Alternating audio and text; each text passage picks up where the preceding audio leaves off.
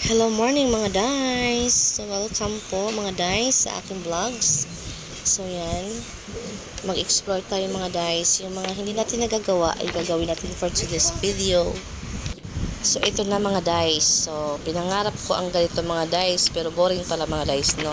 Yung mga nakaupo lang na mga trabaho mga guys, ay antok na antok talaga ako mga guys. So ayan, nag-practice akong mag-encode ng mga patient's records sa aming tablet para kapag mag-follow up sila, mabilis lang po namin makita. And then, nagpa-practice din ako dito ng pag-schedule ng patient online. So, yan.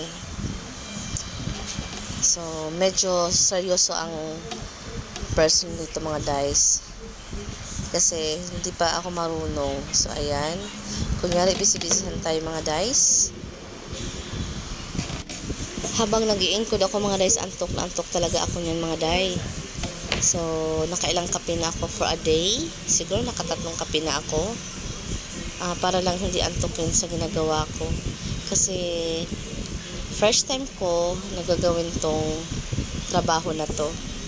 So, ang talagang ginagawa lang namin, nag-a-assist, nagtatawag, nagpo-pull out ng charts. So, this time,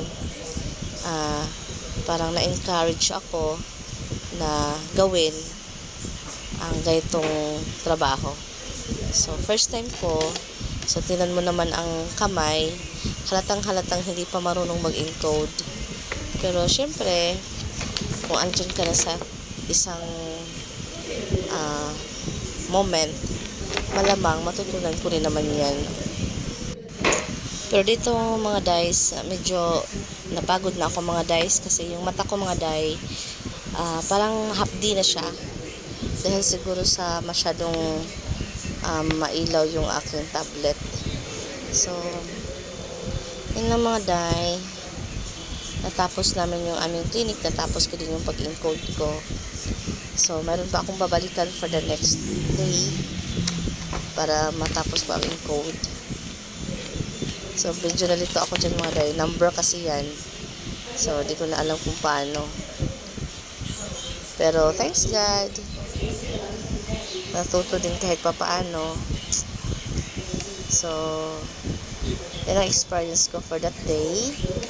Thank you and God bless. Pa-likes, share naman po. And then, comment po kayo.